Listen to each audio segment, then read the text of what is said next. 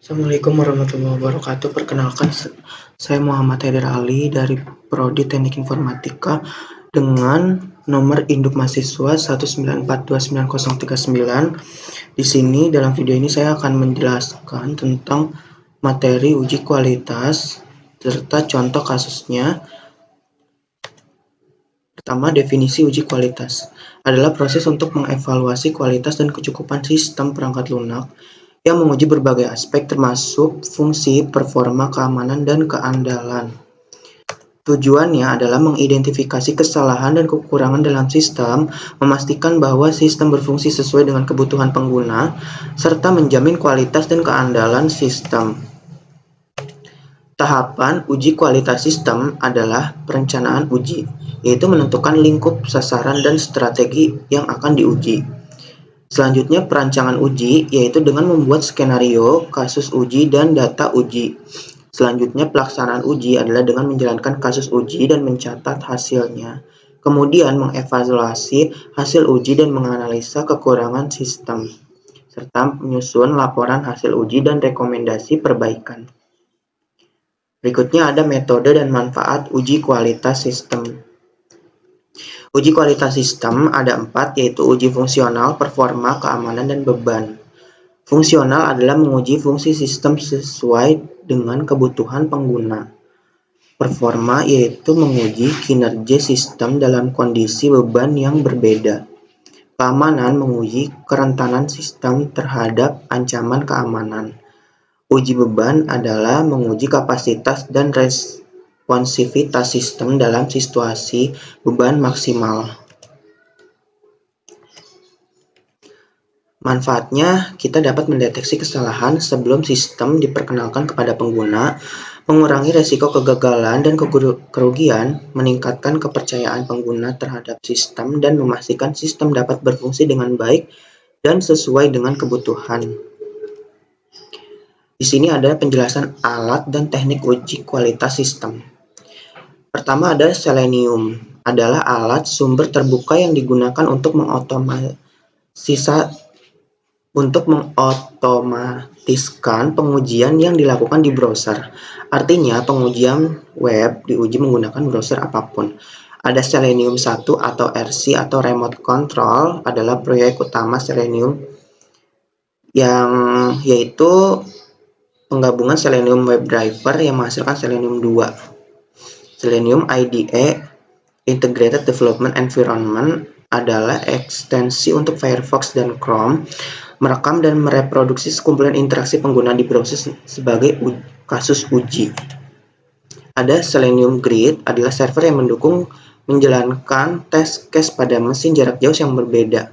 Ini memungkinkan solusi Selenium RC untuk menskalakan suite pengujian besar dan menjalankan berbagai situasi kondisi lingkungannya. Ada Selenium WebDriver, yaitu menyediakan bahasa khusus domain uji untuk menulis dalam bahasa pemrograman paling populer, diantaranya Java, C#, Groovy, Perl, PHP, Python, dan Ruby. Selanjutnya ada alat uji JUnit, adalah program perangkat lunak, proses untuk merancang, membangun, dan menguji aplikasi komputer. JUnit adalah kerangka kerja yang dirancang untuk menguji program Java. Apache JMeter atau JMeter adalah aplikasi open source berbasis Java yang dapat digunakan untuk performance test. Bagi seorang QA engineer, JMeter bisa digunakan untuk melakukan load stress testing web application, FTP application, dan database server test. Selanjutnya ada metode pengujian, ada black box testing, white box testing, dan uji regresi. Black box testing pengujian dilakukan untuk mengamati hasil input dan output dari perangkat lunak tanpa mengetahui struktur kode dari perangkat lunak. White box adalah uji coba struktur internal seperti pengujian pada kode aplikasi.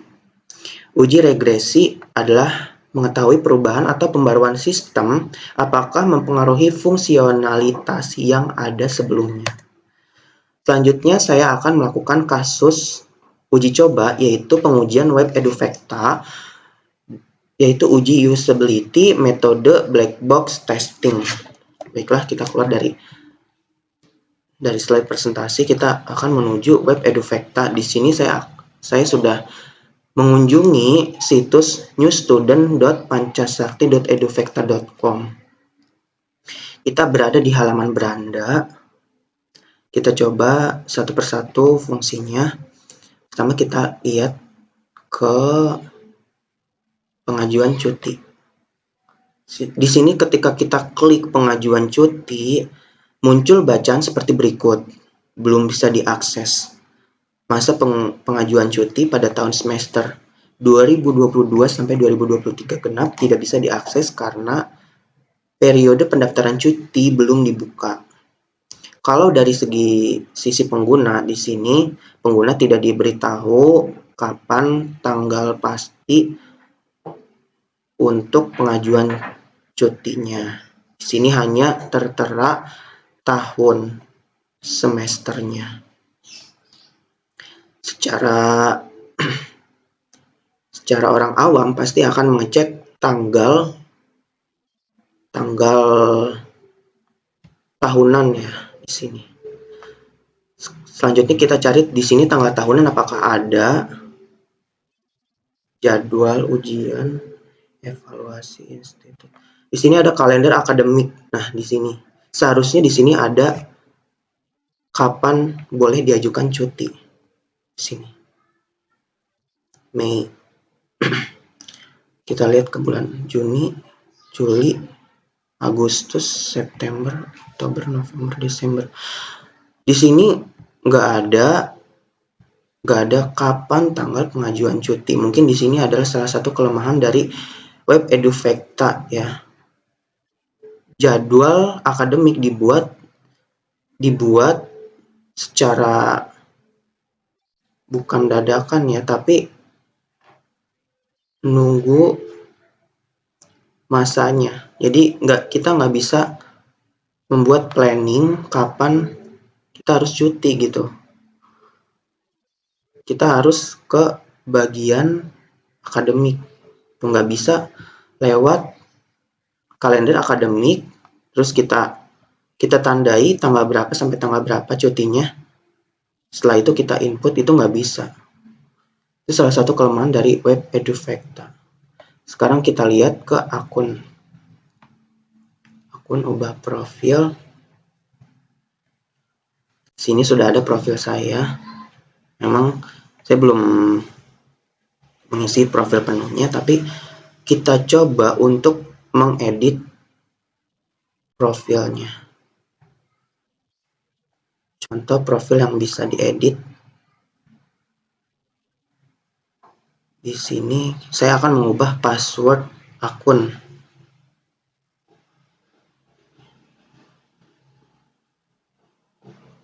Di sini ubah password dibuat terpisah dari profil. Kita coba ubah password.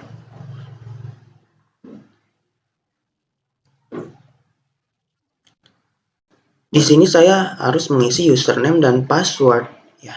Sedangkan kasusnya saya ingin merubah password, sudah pasti saya lupa dong password yang lama. Di sini malah kita harus menginput password lama. Seharusnya kita cukup mengisi username atau email yang valid. Kemudian dari email itu akan diterima pesan reset password. Tapi di sini malah kita harus mengharuskan input password yang lama. Ini kekurangan kedua.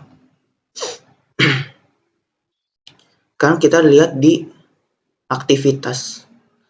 Aktivitas kita lihat di jadwal ujian. TS. Dan Anda tidak dapat melaksanakan UTS karena belum waktunya. Di sini nggak ketahuan karena memang UTS-nya Sabtu besok ya. Di sini kita belum bisa akses.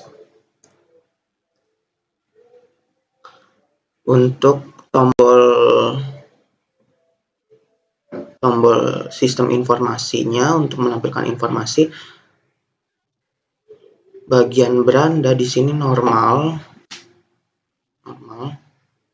ya, karena kan beranda hanya menampilkan ringkasan fitur-fitur lainnya ya, seperti nilai itu berasal dari data input nilai.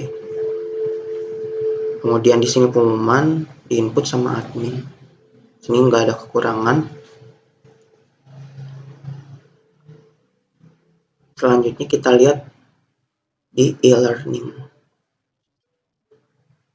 Kita klik e-learning, seharusnya akan membawa kita ke laman e-learning LMS.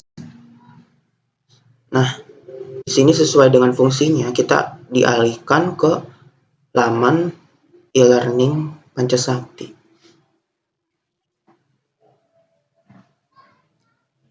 Sini juga sudah tertera jadwalnya. Kita nggak fokus di laman e-learningnya ya. Saya hanya menguji apakah fitur ke laman e-learning tersebut berfungsi. Ternyata berfungsi, tapi saya cukup sampai di sini. Saya tidak akan menguji laman LMS-nya, maka saya akan kembali. Lanjutnya kita ke kegiatan mahasiswa tingkat akhir. Nah, karena di sini kita ada di semester akhir, seharusnya kita sudah bisa untuk mengajukan proposal ya. Proposal sudah selanjutnya tinggal bimbingan. Kita lihat di sini bimbingan. Di sini tertera belum ada bimbingan preskripsi, padahal aktualnya sudah dilaksanakan. Ini seharusnya ada form bimbingan tapi tidak tersedia. Kesimpulannya di sini bahwa webnya masih kurang update ya, tetapi untuk sistem informasi dan fitur lainnya berjalan dengan baik seperti beranda, akun, kemudian jadwal akademik juga masih bisa, walaupun kita belum bisa untuk planning, itu belum bisa. Jadi seperti itu menggunakan metode black box pada pengujian web eduvecta. Ya. Demikianlah presentasi saya tentang uji kualitas sistem. Kurang lebihnya mohon maaf. Terima kasih telah menonton video saya. Assalamualaikum warahmatullahi wabarakatuh.